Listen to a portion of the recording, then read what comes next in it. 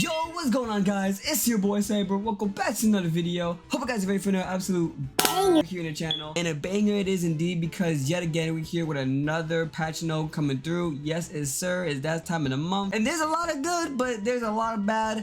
And there's one specific bad that I think is gonna really take you the wrong way. But before we do get started, be sure to go ahead and smash that like button and also hit me the subscribe button as well too. I post daily here on my channel, posting about updates about Farlight and also posting gameplay. So a like and a follow does go a long way. But all that being said though, let's get right into it. So of course we're getting the brand new battle pass. It's gonna be called Gorilla Gallery. We're getting the brand new SSR hero skin, which is gonna be Lucinda, which is gonna be dope. I mean, I don't think we really need it. There could be other candidates like Cypher, but it's cool to see Lucinda getting a nice little skin for us. Same thing with a porcupine skin and a four-legged lizard skin. We're getting an all-new lottery event called Stellar Force, where we're gonna be getting an invader skin, UR. The return of the lottery is coming through, so we're gonna go ahead and see the generator skin. If you don't know what that skin looks like, I'll put it on screen right now. Beautiful red generator skin. I do have this skin available to me. Nice to see the skin make a comeback. Here's one where I think is gonna be mad freaking good for some of y'all. We're getting a brand new chest event where we're getting an actual UR bow skin. So Bow will go ahead and get a skin alongside with another MF18 skin as well too. The skin is called Vlad the Blood Sire. So I'm not sure if that's like a vampire type skin or like maybe a vampire hunter type skin. But the fact that Bow is getting a skin, that's a big W's. Me personally, I'm not a big fan of like festive skins, like festive for like Halloween or Christmas, because I like a skin that I can use like yearly around. And of course, we're getting a brand new 7-day sign-in event where we're gonna go ahead and see a SR hero skin for Maggie. And we're also getting a brand new season that's gonna start at the same time as the battle pass, which is gonna be this month, so September 21st.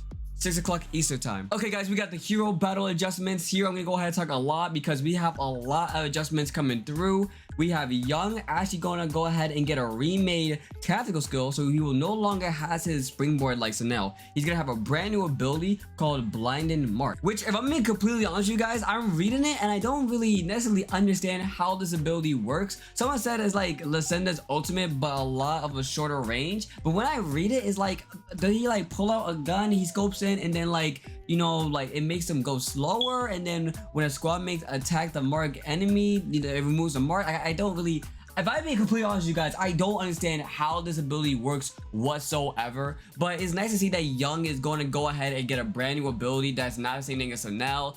Farlight did mention that they want to go ahead and do something like that. So it's definitely nice to go ahead and see they go about that, give Young a brand new ability, you know what I'm saying, make him really fit into his role, make him more fun to play. Besides getting a buff for his tactical, you're gonna go ahead and be able to move a lot faster within his tactical, which is a major plus. He had a buff earlier, last update, where they buff his shield, so they really give some love to Duckside right now. Really want to make him an aggressive tank. So Now's actually getting a buff, which is crazy because I actually predicted this, because Sanel is not really a bad character, but with all the buffs going around to different characters right now, he's really being overshadowed. So I love to see that Sanel is actually getting a nice little buff to his ultimate, where it's going to increase the damage bonus for his ultimate, which is really good, really good. Bow is actually getting a buff to his nades, and the best way I can go ahead and describe it is they're kind of buffing the range of the actual nades. So basically, let's sit here and say, because like, you know, if you're in the center of the actual nade of itself, like the actual ultimate, you're gonna die, right? If you're on the edge of it, you know what I'm saying, yeah, you have a chance of living. Now you're probably not, because the edge of the grenade explosion will deal more damage when hitting an enemy,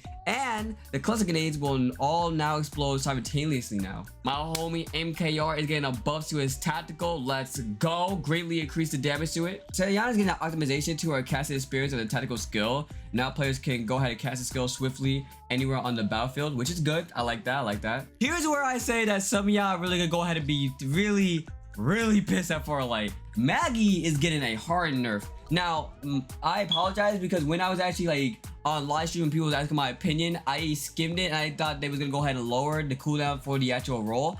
They're actually increasing it, so I apologize. They're increasing the cooldown duration, and they're gonna go ahead and reduce the tactical roll. So that's major because the tactical roll was actually a really good it was a really good utility, like a tool for a kit, and the fact that they nerfed it like that is wow. And then not even just that, they're reducing the duration of her ultimate. So she's essentially going to be less, she's gonna be less fast. She's gonna be less fast. She's not gonna have the movement potential she has right now, which is crazy. It's a really big nerf, given the fact that Maggie right now is probably the only character that is really good at like 1v4. So I don't know. Maggie looks like she now needs to go ahead and take it slower, and now actually needs teammates to go ahead and do what she needs to go ahead and do as the aggressive character. But wow, yeah, that's really big. That's really big for any Maggie main. And last but not least, we got Phantom, the last character. They can go ahead and greatly reduce the duration of the tactical skill, meaning you can be able to go ahead and scan a lot more frequently. So that's really good. This I don't know. It says roll, enhance the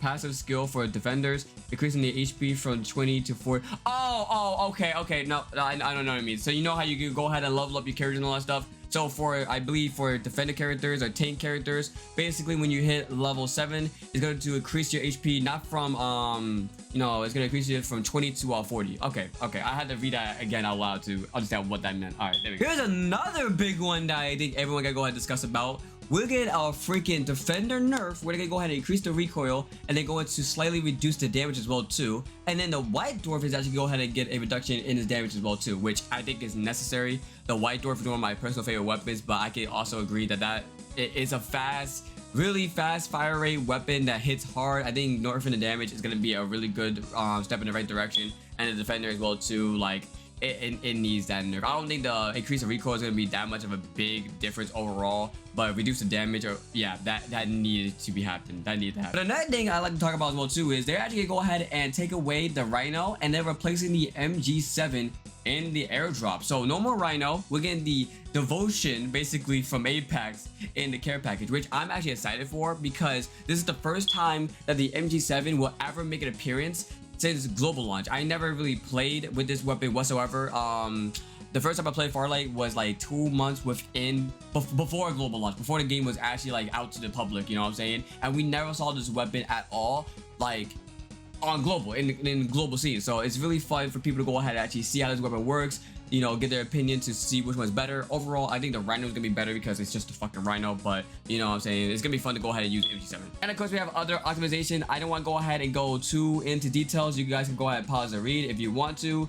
One thing I do seem interesting as well too is the system adjustment. We're finally getting Japanese voiceover, so for all my people that want to go ahead and play the game in Japanese, there you go. But yeah, just features that I really don't care too much about. Again, pause to read, or if you want to go ahead and read the patch notes for yourself, you guys can go ahead and check the link in the description. Pretty much it. So I know a lot of people's gonna ask me about my thoughts about a lot of things, so here it is. First things first, Maggie. Let's get that out of the way. I think that is terrible. I think it's a terrible nerf. Do I think Maggie is overall strong as hell right now in the meta? Yes, but she kind of has to be. There's no other characters that's able to 1v4 the way that she is. So nerfing her, literally you are stuck playing with a squad. Like, no matter how good you are, no matter how good you think you are, 1v4ing will now be as difficult as it ever been to do in Farlight 84. And of course, a lot of people like that, but I think the direction that Farlight itself want to go ahead and do is, you know, have you play with a team, which I don't have a problem with. I don't have a problem playing with a team. I know a lot of people don't. What just happened? I know a lot of people don't have problem playing with a team. Of course, you have the other people that like to go ahead and play 1v4 and all that stuff. I like to go ahead and do that too. I'm not judging y'all. What I'm saying is, you know what I'm saying, a lot of people that like to play casually or just like to play the game just for fun and relax, you know what I'm saying, you really can't do that, because the other problem as well too is we still have bots, and the fucking matchmaking for the game is just shit. It is. It should be just like Fortnite. You know, you should start off with some bots and then gradually get into actual real lobbies with actual real players, so you can actually get a genuine BR experience. But it's not like that. It's like you can go ahead and get one actual real person, and then it's just bot city, and you'll be in like diamond, grandmaster, even ace, and it will just not be a fun experience whatsoever. That's why a lot of people like doing 1v4. It's the challenge that we're looking for. And of course, that Farlight wants to go into that direction where you want to play with players, but if you want to add that challenge aspect for every single player, take away the bots. Other than that though, it's pretty much like a solid update, you know, like, you know, we getting old stuff back, we getting a couple of new stuff, of course, you know, we getting the bow skin,